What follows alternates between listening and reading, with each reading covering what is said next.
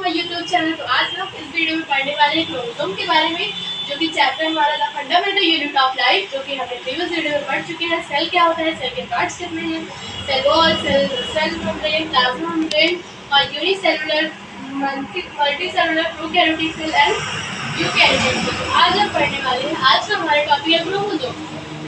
तो चलिए देखते हैं। Discover by Strasburger, chromosome discover by Strasburger. Chromosome को डिस्कवर किसने किया, मतलब पहली बार खोजा किसने या फिर पहली बार देखा किसने, स्ट्रासबर्गर ने देखा। ठीक है। It is thread like structure usually present in nucleus. ये किस तरह का स्ट्रक्चर होता है, थ्रेड लाइक स्ट्रक्चर। जिस तरह मैंने ये बनाया है, मैंने स्ट्रक्चर बना दिया है, धागे के तरीके का स्ट्रक्चर होता है, यूजुअली प्रेजेंट इन न्यूक्लियस। कहाँ पे प्रेजेंट होता है, न्यूक्लियस में प्रेजेंट होता है। These contain hereditary material and each chromosome, मतलब इसमें hereditary material होता है। Each chromosome is made of two parts। जो क्रोमोसोम है किससे बने होते हैं, टू पार्ट से मिलकर बने होते हैं, डीएनए एंड प्रोटीन। किससे मिलकर बने होते हैं, DNA and protein. Chromosome can be visible during cell division. Chromosome को हम देख पाते हैं कब, जब सेल डिवीजन होता है। ठीक है। क्रोमोसोम को हम कब देख पाते हैं, जब सेल डिवीजन होता है। Each chromosome consist of two arm. Chromosome के कितने आर्म, मतलब दो, देखिए भुजाएं। आर्म मतलब ऐसे हम अपने भाषा में आर्म मतलब भुजाएं मान लीजिए। ये जो टू आर्म है ये और ये दिख रही है, उसे हम क्या बोलेंगे, क्रोमैटिड्स। ठीक है। और the two chromatids are attached at a point called centromere. जो टू क्रोमैटिड्स है वो जो अटैच्ड है उसको हम क्या बोलते हैं, उस पॉइंट को क्या बोलते हैं, हम सेंट्रोमर। तो हमने क्रोमोसोम के बारे में पढ़ लिया। अब हम साइटोप्लाज्म के बारे में पढ़ेंगे। Cytoplasm is a semifluid jelly like structure. Cytoplasm किस तरीके का स्ट्रक्चर होता है, जेली लाइक, जेली के तरीके का स्ट्रक्चर होता है। ठीक है। It is composed of water, salt and various organic molecules. किससे बने होते हैं, वाटर से और साल्ट से और कुछ ऑर्गेनिक मॉलिक्यूल्स से। Some intracellular organelles such the nucleus and mitochondria. कुछ इंट्रासेलुलर मतलब कि अंदर मतलब जो अंदर के सेल रहते हैं उनके ऑर्गेनल्स, जैसे कि nucleus, mitochondria are enclosed by membrane. किससे घिरे होते हैं, मेम्ब्रेन से, that separate them from the cytoplasm. और साइटोप्लाज्म से अलग करते हैं साइटोप्लाज्म को। Cytoplasm that is external to the nuclear membrane. Cytoplasm का एक्सटर्नल मतलब बाहरी वो क्या है, न्यूक्लियर मेम्ब्रेन है, या इंटरनल किसके, मतलब जो अंदर का है वो सेलुलर मेम्ब्रेन से होता है, सेलुलर मेम्ब्रेन होता है, और जो बाहरी है उसे वो न्यूक्लियर मेम्ब्रेन होता है। तो अब हम अगला टॉपिक पढ़ेंगे। तो अगला टॉपिक है हमारा वैक्यूल्स और वैक्यूल्स के बारे में हम पढ़ते हैं।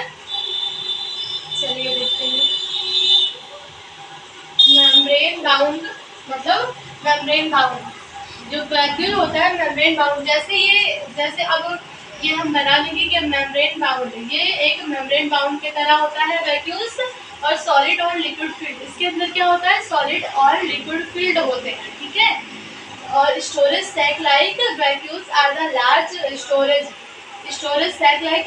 ये मतलब वैक्यूल्स किस काम करता है, ये स्टोर करने के लिए होता है। जैसे कि हमारे किचन में तो खाली डिब्बे रखे होते हैं, जैसे कि एग्जाम्पल अपने भाषा में मैं समझाती हूँ कि हमारे किचन में खाली डिब्बे रखे होते हैं और मतलब कि कुछ स्टोर करने के लिए रखे होते हैं ना। जैसे कि हमारी मम्मी लोग होती हैं, वो जैसे हम लोग बिस्कुट लेके आए, बिस्किट लेके आए तो खा लिया और अब नहीं खाने का मन कर रहा है, तो फिर डिब्बे में उसे हम स्टोर करके रख देते हैं, जो कि वह खराब ना हो। इसी तरह से वैक्यूल होते हैं सेल के अंदर, स्टोर करने का काम करता है, स्टोर करते हैं। ठीक है।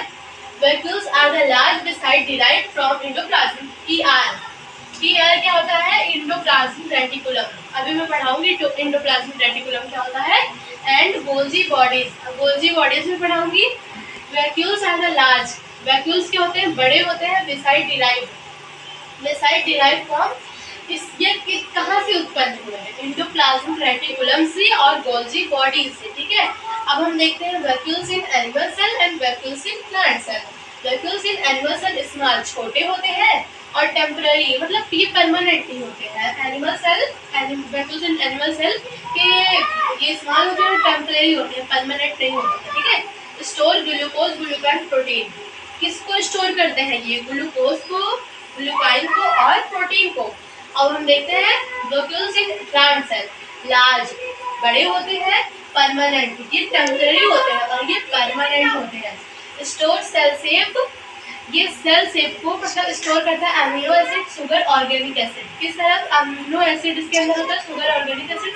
Plant cell vacuoles provide turgidity and rigidity. Plant cell क्या प्रोवाइड करते हैं, टर्गिडिटी और रिगिडिटी मतलब कठोरता प्रदान करते हैं। ठीक है, प्लांट सेल हमें कठोरता प्रदान करते हैं। तो आगे हम देखते हैं, अब हम देखते हैं एंडोप्लाज्मिक रेटिकुलम के बारे में। मेम्ब्रेन बाउंड ऑर्गेनल, इसमें भी मेम्ब्रेन बाउंड ऑर्गेनल मतलब ये जब मेम्ब्रेन बाउंड ऑर्गेनल नहीं रहेगा किनारे किनारे का, मतलब मेम्ब्रेन किनारे की आउटर मेम्ब्रेन नहीं रहेगी तो इसका सेल कैसे पता चलेगा या फिर सेल कैसे हम पहचान पाएंगे।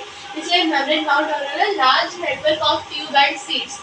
लार्ज नेटवर्क मतलब ये नेटवर्क के तरीके का काम करता है, जैसे एक दूसरे से कनेक्टेड रखता है, एक दूसरे को एक दूसरे से कनेक्टेड रखता है। जैसे कि नीचे इसके नीचे ये एंडोप्लाज्मिक रेटिकुलम है, इसके नीचे प्लाज्मा मेम्ब्रेन होता है। ठीक है, इसके नीचे प्लाज्मा मेम्ब्रेन होता है और उसके ऊपर न्यूक्लियर मेम्ब्रेन होता है। तो न्यूक्लियर मेम्ब्रेन से प्लाज्मा मेम्ब्रेन को अटैच रखने की कोशिश करता है। ठीक है, और अपीयरेंस इन थ्री फॉर्म, तीन फॉर्म होते हैं लॉन्ग ट्यूबल्स। ट्यूबल्स हमारे कहाँ है, ये हमारे हैं ट्यूबल्स। तो ये आपको दिख रहे हैं, ये ट्यूबल्स है और ये ल्यूमन है। ये है स्मूथ एंडोप्लाज्मिक रेटिकुलम, इसको ER के फॉर्म में भी लिख सकते हैं। और ये न्यूक्लियर होल है, न्यूक्लियर मेम्ब्रेन है, सिस्टर्नी। ये देखो जो आपको ये दिख रहा है जिसके अंदर राइबोसोम प्रेजेंट है, सिस्टर्नी है। ये रफ एंडोप्लाज्मिक रेटिकुलम है, ये राइबोसोम है।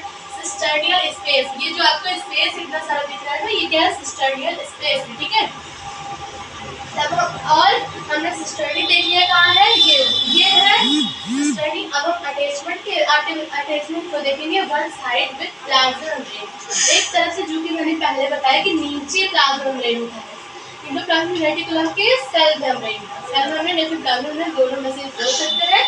One side with plasma membrane से अटैच होता है और दूसरी side one side with outer nuclear membrane, एक साइड और ये न्यूक्लियर मेम्ब्रेन से अटैच होता है। ठीक है, दोनों साइड ये अटैच होता है और ये एक दूसरे को कनेक्टेड रखने की कोशिश करता है। ठीक है, तो हमने एंडोप्लाज्मिक रेटिकुलम के बारे में पढ़ लिया। तो अब हम इसके बाद वाले वीडियो में, इस नेक्स्ट वीडियो में देखेंगे पार्ट थर्ड में देखेंगे endoplasmic reticulum. What is the type of endoplasmic reticulum? There are two types of endoplasmic reticulum, RER and SER, smooth endoplasmic reticulum and rough endoplasmic reticulum. अब इसके बारे में हम पढ़ेंगे नेक्स्ट वीडियो में। तो थैंक यू। अगर ये वीडियो आपको अच्छी लगी तो please like, subscribe and share. Bye.